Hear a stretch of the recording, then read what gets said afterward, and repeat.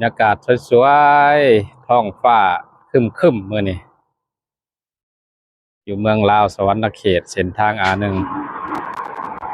ท้องฟ้ามืดครึมดอกไม้แคมทางเหลืองอลาม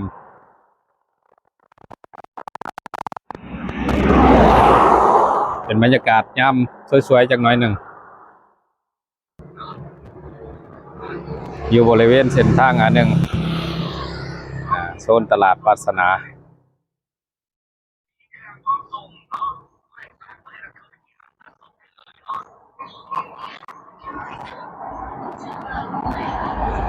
ค่ายคือฝนสิตกกันละบรรยากาศดี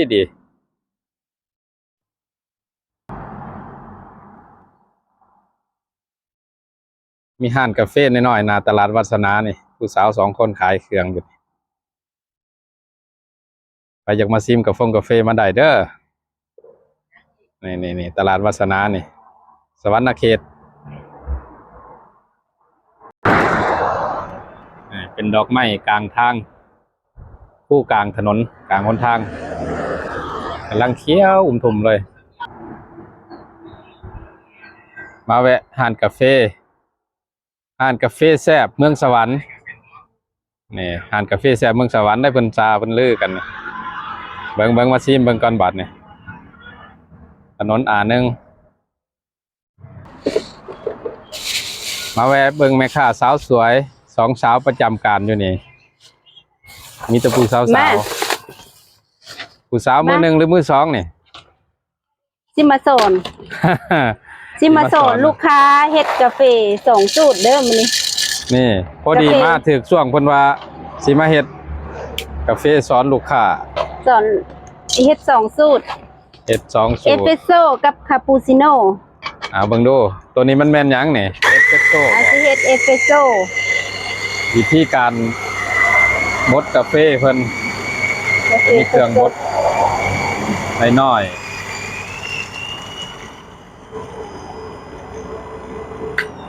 กรรมวิธีของเพิ่นกระบวนการเฮ็ดกาแฟเอสเปรสโซ่กับคาปูชิโน่2 สูตรก่อนมื้อนี้แม่ค้าสาวสวยสิเฮ็ดทดลองงานให้เบิ่งนี่เอสเปรสโซ่บ่สงวนลิขสิทธิ์บ่สงวนทางร้านเฮาเฮ็ดสูตรนี้ลูกค้าลองไปเฮ็ดกินตามมือเด้อนี่หลังจากบดจากเครื่องตัวน้อยๆตัวนี้เอาเม็ดกาแฟใส่ถ้วยมันนี่แล้วก็บดออกมาเป็นผงแล้วก็ตักจากกาแฟสดอันนี้ออกมาใส่เข้าห้องว่าหยังอันน่ะด้ามส่งกาแฟแล้วกาแฟให้เต็มประมาณนี้แล้วก็เน้นให้มันแน่นๆนี่วิธีการเฮ็ดของเพิ่นมื้อนี้บ่มีลูกค้ามื้อนี้ฝนตกบ่มีลูกค้าสิมาสอนเฮ็ดกาแฟ2 สูตรที่ลูกค้านิยมกินที่สุดเอสเปรสโซ่กับคาปูชิโน่หลังจากใส่ก้านทรงแล้วก็เอามาใส่ตัวเครื่องแล้วก็เพื่อจะสกัดเอาน้ำกาแฟมาที่เอสเปรสโซ่เฮาจะดึงกาแฟมาที่150 ml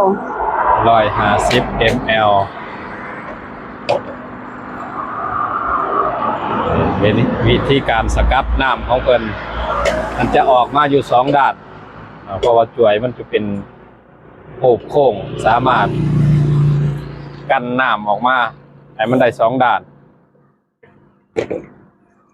จะเตรียมเบิ่งเต็มไปเลยมื้อนี้สายยาวมือกล้องกับมือกล้องใหม่สั้นๆเส้นๆแน่สั้นน้ำกล้องนะ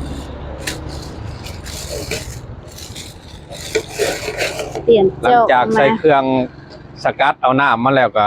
ใส่เวลาน้อยนึงเพราะว่าน้ำมันจะออกมาสาเนี่ยเพราะมันเป็นตัวเครื่องเนี่ยเป็นเครื่องตัวน้อยสามารถสกัดต่อเนื่องได้อยู่ประมาณ15 จอกต่อเนื่องต้องได้พัก เพราะมันเป็นเครื่องตัวน้อย 25จอกประมาณนี้150 ml เมนูเอสเปรสโซ่ กันจะเฮ็ด2สไตล์มี หวานปกติ กับเอสเฟรสโซ่ หวานปกติ ใครอยากเรียนรู้ใครอยากเอาไปทดลองก็ไปทดลองได้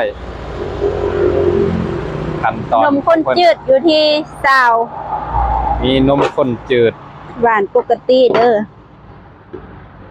ตัวนี้หวานปกติ นมข้นหวานอยู่ที่30 ml สูตรนี้พอดีแซ่บ ข้นหวาน ข้นหวาน30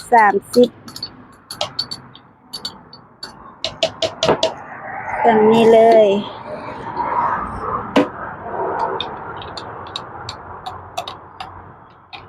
แล้วก็ใส่กาแฟลงไปบ่บัด ใส่ นี้ กาแฟลงไป ใส่กาแฟลงไปใส่เบิดเลย หมดเลย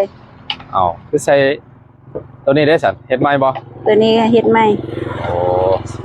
คือว่ากาแฟ กาแฟ ก้านทรงหนึงเนี่ยใส่เบิดจอกเลย การส่ง2 สอดตัวนี้ใส่น้ำก้อน แม่ค้าสาวสวยเป็นเฮ็ดทดลองให้ชิมเบิง กาแฟก็คั่วเองเด้อกาแฟคั่ว คั่ว เอ เอง งพร้อม คั่วเองขายเองแซ่บ แล้วบ่นี่ แล้ว ฮะ แล้วหรือว่าสิใส่ คือแล้วไว้เท่านี้ใส่3อย่างบ่ ซำนี้เลยพอดีแซ่บ เป็นหยังตัวนี้ อันนี้จะเป็นฟองนม โอ้จะมีเครื่องตีฟองนมอีกบัดหนึงตัวนี้เอามาโรยหน้า เป็นเอสเปรสโซ่ใส่ฟองนมบ่ต้องข้นเกินไป ใส่ฟองนมเร็วๆเมนูเอสเปรสโซ่ซำนี้ เอสเฟรสโซ่นะหมายถึงว่าฟองนมเนี่ยบ่ให้มันขุ่นหลาย แม่น ให้มันซีแล้วเพราะว่ามันจะได้ซึมลงในจอกนี่ลงเลิก ใส่หน่อยหนึงใส่ละซีมเบิ่งซำนี้ อันนี้คือเอสเปรสโซ่ ใส่4อย่างใส่อยู่4อย่างเอสเฟรสโซ่ ซำนี้เลยซีม หาอย่างคือใส่ใจอันนึง นะ ใส่ใจอยู่บ่ล่ะ ใส่ ใส่ใจทุกจอก ใส่ใจทุกจอกเลยครับ บัดนี้สิมาสอน ต่อเนื่องเลยตัวที่2บัดนี้ตัวนี้ จอก เป็น ที่ เอ 2 สเฟรสโซ่เบิ่งซิ คา เบิ่ง ปู กัน ชิโน่ ตัวนี้เอสเฟรสโซ่ แน่นคาปูชิโน่กาแฟซ้ำกัน2 สอดจะใส่กาแฟ2 สอด2 สอด ตัวนี้เป็นคาฟูซิโน่ คาปูชิโน่กาแฟใส่ซ้ำกัน2 สอดแต่ว่าเราจะดึงกาแฟออกมาที่120เอสเปรสโซ่แล้วดึงกาแฟออกมาที่150 หมายถึงว่าการสกัดนะให้มันน้อยกว่า แม่นใครอยากได้สูตรใดติดตาม นี่สำคัญ ได้ เลย เด้อ การเน้นนี่แนนกลางๆหรือว่าแนนแท้ บ่ต้องให้เอียงซ้ายเอียงขวาต้องเอา ๆเอาเที่ยง เที่ยงแบบนี้ ๆเอามันเที่ยงๆซ้ำรถเกตเดินพุ่นละจับระดับน้ำได้พร้อม ดึงกาแฟออกมาที่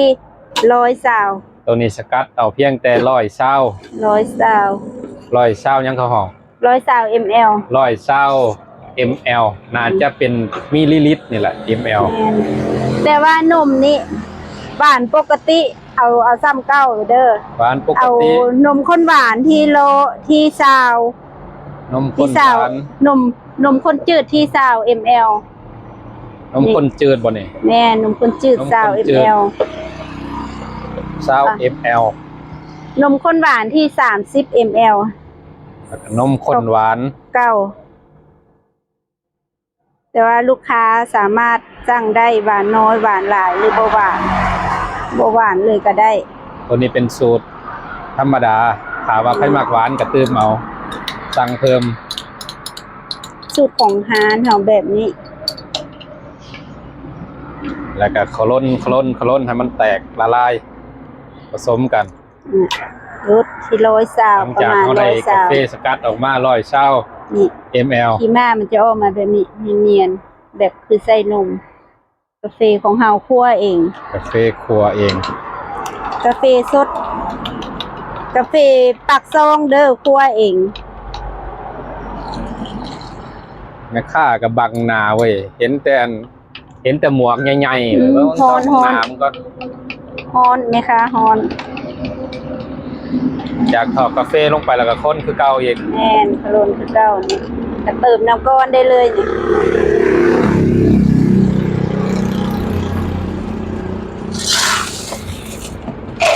น้ำก้อนใส่น้ำหลังใส่ตามหลังน้ำก้อน แบบนี้เลย ใส่ฟองนมเฮ็ดฟู ตี คาปูชิโน่ ฟองนมคือกัน แต่ว่าคือซื้อต่างกันต่างแต่ว่าลดปริมาณของกาแฟล่ะ ลดปริมาณของกาแฟอ๋อ มันเอาบ่ซ้ำกันคือ ถ้าจะเป็นอันอย่างก็ลาเต้หันเอาที่กาแฟเอาซ้ำกัน ที่ว่าอัน2ช็อตเนาะแล้วแต่ดึงกาแฟออกมาแต่90 ml มื้อหน้าสิมาเฮ็ดอันสูตรของอันลาเต้นี่แบบนี้ คือว่าจบ2เมนู จบ2เมนู โอ้ใครสามารถใครอยากได้สูตรของทางห้านกาแฟเฮานี่ถือว่าสามารถทักเข้ามาได้ โอ้ฮ้อนเด้ วิธีการเฮ็ดง่ายๆเนาะ2เมนูนี่ถือว่าใกล้เคียงกันลดแต่ปริมาณกาแฟ แม่น ซื่อๆยกจอกเบิ่งดูไหมคะยกจอกเบิ่ง นี่ นี่ถือว่าเสร็จสิ้นสำหรับ2เมนูมื้อหน้าเพิ่นสิมาสอนอีกยังอีกหลายเมนู แต่ว่ามื้อนี้ทดลองทดสอบให้ฮู้ก่อน2เมนูขออนุญาตซิมเบิ่งก่อน